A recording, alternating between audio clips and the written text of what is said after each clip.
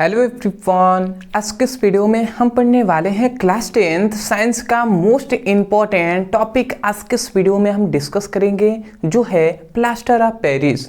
तो आपके board exam में इस प्रकार इस टॉपिक से क्वेश्चन बनता है, कह देगा कि प्लास्टर ऑफ पेरिस क्या है, इसकी बनाने की विधि, मतलब प्लास्टर ऑफ पेरिस की बनाने की विधि लिखिए तथा इसका रासायनिक सूत्र तथा अणु सूत्र और उसके साथ साथ आपको इसका उपयोग भी पूछा जाता है। तो आज के इस वीडियो में प्लास्टर ऑफ पेरिस के बारे में संपूर्ण अध्ययन इसी वीडियो में हम करने वाले हैं। मैं आपको विश्वास दिलाता हूं कि बहुत ही आसानी तरीके से आपको इसी वीडियो में समझ में भी आएगा और 90% आपको याद भी हो जाएगा यदि आप सीरियस होकर समझते हैं तो चलिए हम स्टार्ट करते हैं। देखिए, हम केवल आपको मोस्ट इंपॉर्टेंट क्वेश्चन करा रहे हैं जो क्लास 10th साइंस के लिए इंपॉर्टेंट है आपके बोर्ड एग्जाम के लिए, ठीक है, जिसमें आता है कि प्लास्टर ऑफ पेरिस। इसको कहना नहीं है कि ये कितना इंपॉर्टेंट है, ठीक है, तो इसको आपको इंपॉर्टेंट के श्रेणी में रखना है। देखिए, आपसे 3 क्वेश्चन आपको कभी कभी बहुविकल्पीय प्रश्न में भी पूछ लिए जाते हैं। पहला रासायनिक नाम पूछा जाता है, दूसरा रासायनिक सूत्र पूछा जाता है और तीसरा अणु भार पूछा जाता है, ठीक है। रासायनिक सूत्र या अणु सूत्र आप कह सकते हैं और यहाँ पे अणु भार, ठीक है, या आणविक द्रव्यमान भी कह सकता है।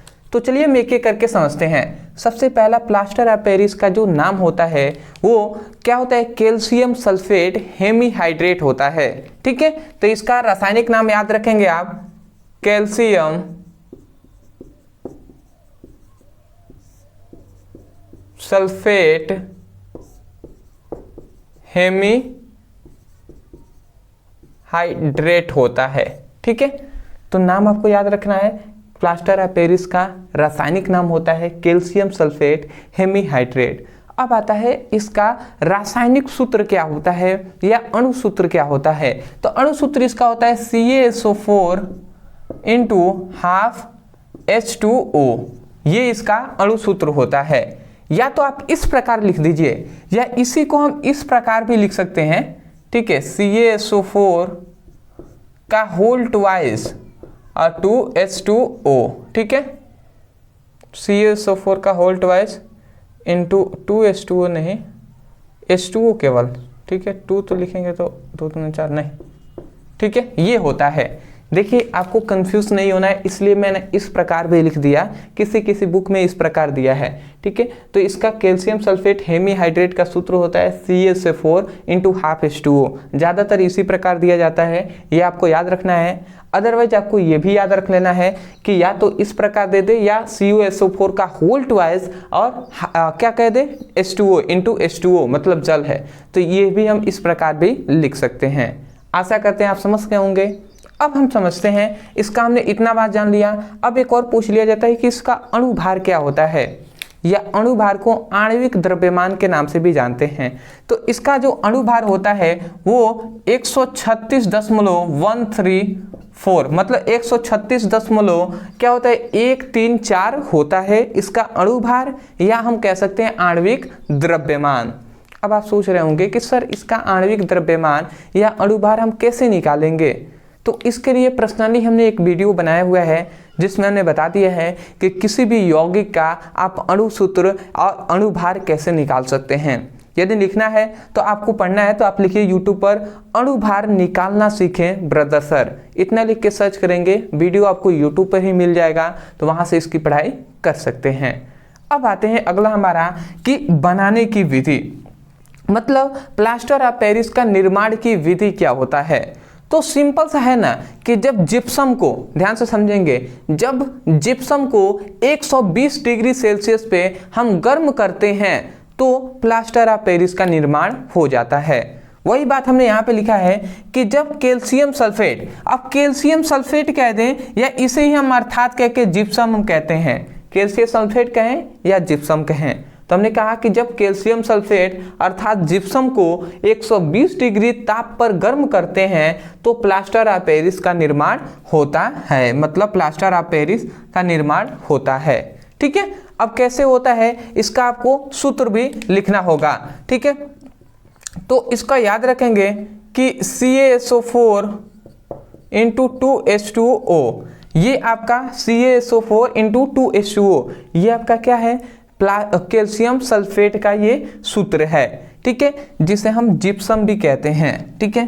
तो ये हो गया। अब इसको हम 2 मात्रा में ले लेंगे, ठीक है। इसकी मात्रा हम 2 अणु लेते हैं जिप्सम का, 2 अणु हम जिप्सम का लेकर और उसके बाद 120 डिग्री सेल्सियस पे गर्म करेंगे। और जब हम इसको गर्म करते हैं तो यहाँ से हमें मिलता है CaSO4 का होल ट्वाइस इंटू H2O, अब प्लस क्या मिलता है हमें, प्लस मिलता है 3H2O, ठीक है। तो ये हमें प्राप्त होता है।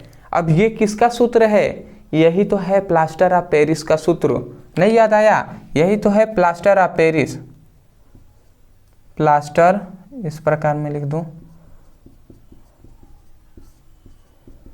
Of Paris, plaster of Paris का सूत्र है। ये क्या है, कैल्शियम सल्फेट मतलब जिप्सम है, ठीक है। इतनी बात आप समझ गए कि जब जिप्सम को 120 डिग्री सेल्सियस पे गर्म करेंगे प्लास्टर ऑफ पेरिस का निर्माण हो जाएगा, ठीक है। अब देखिए आप कहेंगे सर कैसे, तो देखिए यहाँ पे क्या हुआ है कि देखिए ये 2 हमने इसका अणु ले लिया है, तो इसका मतलब अगर हम देखें तो CaSO4 2 बार है, CaSO4 फिर से एक और है CaSO4, तो वही हमने क्या कर दिया, CaSO4 का होल ट्वाइस कर दिया है, इसका मतलब 2 बार ये है। और उसके बाद देखेंगे 2H2O मतलब 2 बार यहाँ पे जल है और 2 का गुणा हो जाएगा तो 4 जल का अणु हो गया, मतलब 4 H2O हो गया। तो देखिए 1 H2O यहाँ पे है और 3 H2O यहाँ पे है, तो 3 और 1 इधर 4 हो गए। तो यही है आपका रासायनिक समीकरण, संतुलित भी है।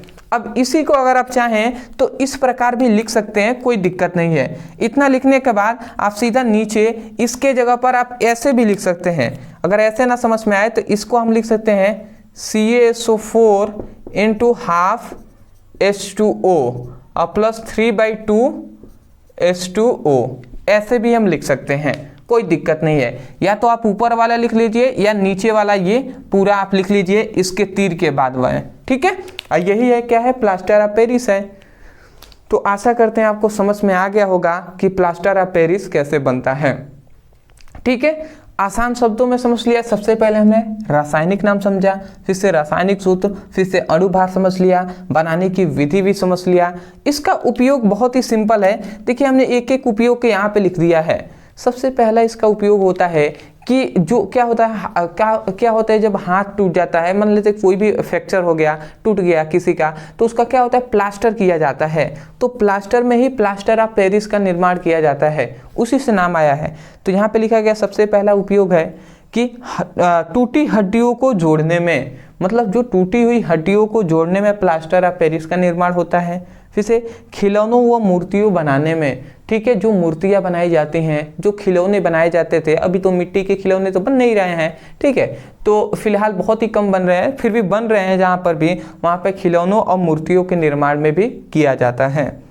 अगला आता है चौक बनाने में, जो अभी भी जो ब्लैक बोर्ड होता है, ठीक है, आप सरकारी स्कूल में जाएंगे तो अभी भी ब्लैक बोर्ड ही वहाँ पे है, ठीक है, लगभग सरकारी स्कूलों में, तो वहाँ पे जाएंगे तो आप देखेंगे तो चौक से लिखा जाता है। तो वो जो चौक है ना, वो चौक भी किससे बनता है, प्लास्टर ऑफ पेरिस में ही, मतलब प्लास्टर ऑफ पेरिस का कुछ मात्रा उसमें मिलाया जाता है। अगला आता है कागज उद्योगों में। अब जो भी कागज बनते हैं, कॉपी बनता है, उसके उद्योगों में भी प्लास्टर ऑफ पेरिस का निर्माण होता है। तो आशा करते हैं दोस्तों जो प्लास्टर ऑफ पेरिस हमने बताया वो आपको अच्छे तरीके से समझ में आ गया होगा, और ये आपके बोर्ड एग्जाम के लिए वेरी इंपॉर्टेंट है। बिल्कुल आप इसको तैयार कर लीजिए। अदरवाइज मैं यही कहूँगा, यदि आपको समझ में आया है तब जाकर एक प्यारा सा लाइक कर दीजिएगा और हमें कमेंट सेक्शन में बताइएगा कि वास्तव में आपको ये वीडियो कैसा लगा। दूसरी बात, चैनल पे नए हो तो चैनल को बिल्कुल सब्सक्राइब कर लीजिए, क्योंकि आपकी सपोर्ट की भी बहुत ज़्यादा ज़रूरत है। और दूसरी बात, यदि आप सब्सक्राइब किए रहेंगे तो जो भी हम कंटेंट आपके बोर्ड एग्जाम संबंधित पढ़ाएंगे, जो मोस्ट इंपॉर्टेंट होगा, उसका नोटिफिकेशन भी आपके पास पहुंचेगा, ठीक है। और डिस्क्रिप्शन बॉक्स में हमने फिजिक्स और केमिस्ट्री दोनों का लिंक हमने दे दिया है प्लेलिस्ट का। उस पर यदि आप क्लिक करते हैं तो चैप्टर वाइज आपके सभी मोस्ट इंपॉर्टेंट जो हमने क्वेश्चन पढ़ाया हुआ है वो सभी आपको वीडियो मिल जाएंगे, तो उनकी भी आप पढ़ाई कर लीजिएगा, क्योंकि बोर्ड एग्जाम में फिक्स है उन सभी प्रश्नों का आने का, ठीक है। तो चलिए दोस्तों, आज के लिए इतना है। मिलते एक नए टॉपिक के साथ, तब तक के लिए धन्यवाद।